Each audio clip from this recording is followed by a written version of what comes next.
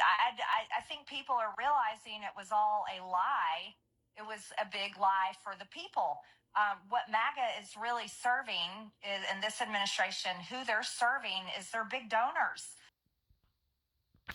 Space lasers. You guys remember that? Space lasers causing the wildfires. And now here she is. Oh my goodness. This proves to me that people can change. Let's talk about it. The big donors that donated all the money and continue to donate to the president's PACs and donate to the 250th anniversary and are donating to the big ballroom. And if they're donating to all these things, those are the people that get the special favors, they get the government contracts, they get the pardons, or somebody they love, or one of their friends gets a pardon. And it's the foreign countries that are running the show here. It's the major big corporations and what is best for the world. That's really what MAGA is. That's the results. That's what we're seeing after one full year of MAGA. It's kind of like the Scooby Doo meme where they pull the mask off the bad guy. Well, the mask is being pulled off, and Make America Great Again isn't really about America or the American people. It's not about the American people. So, I know it's very easy to hate on Marjorie Taylor Greene. She has been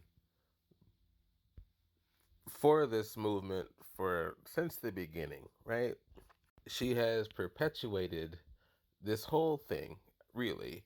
How she behaved at her job, how she behaved in public. She was definitely very much pro MAGA, right? For sure. You could even think of her as a cheerleader for MAGA.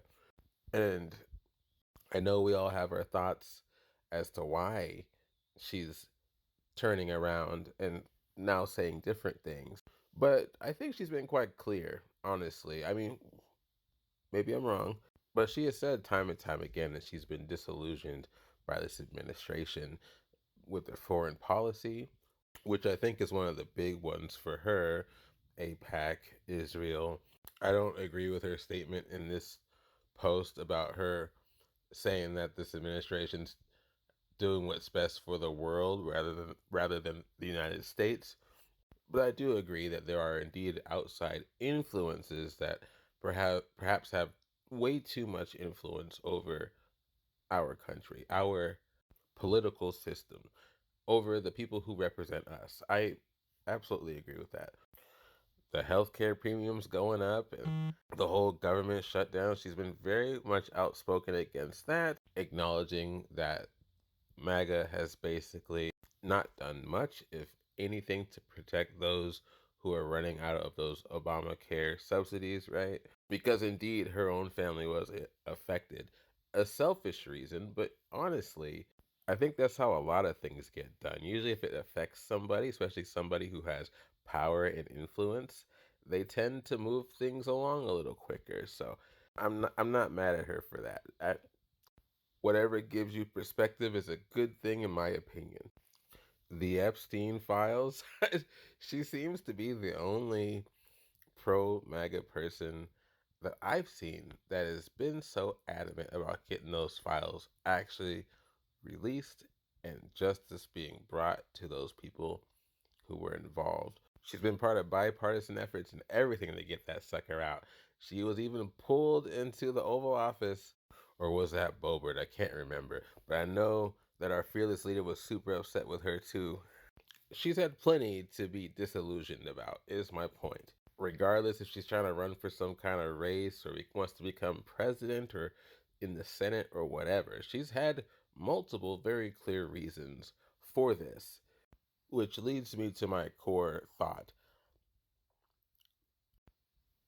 Human growth is a thing. People can change. Now, I am a firm believer in that, but I am also a firm believer in that person has to really want to change or adjust or have something major happen in their lives to have them have a change in perspective. We can clearly see that with her with these examples that I have mentioned. I think especially with the Epstein files and how our fearless leader responded to her being such a proponent for the release of these files. I think she is a poster child, if you will, for disillusioned people who once were supporters of this administration and of this man, right? I think she's incredibly brave coming up there, knowing what people think about her, and she's still saying her piece anyways. She is an example that, hey, you can make mistakes, see those mistakes, and update your thinking. That's okay. That's very human. Raise your hand if you made a mistake, a big one. Raise your hand if you had to admit when you were wrong. I sure hope you do. I know one person who doesn't admit when they're wrong. Ever. That alone puts their heads above quite a few people, okay? So, yes, even though it is, I think it's fine to kind of rub her nose in it a little bit. Yes, this is indeed a great part of her doing for sure. But I also think it's time to commend her too. Again, being able to admit you're wrong, or being able to admit that the person you want supported actually doesn't at all have your best interests at heart is incredibly tough to do. And so, Marjorie, if you hear this, this is Black History Month now. I just want to say to you, you are indeed invited to the cookout. At least my cookout. Thank you for speaking up. I'm serious. That's all I got. I really do appreciate that she's doing this. Like and share if you like what I'm saying. Comment if you do or don't. Let me know what you think, and I will talk to you later.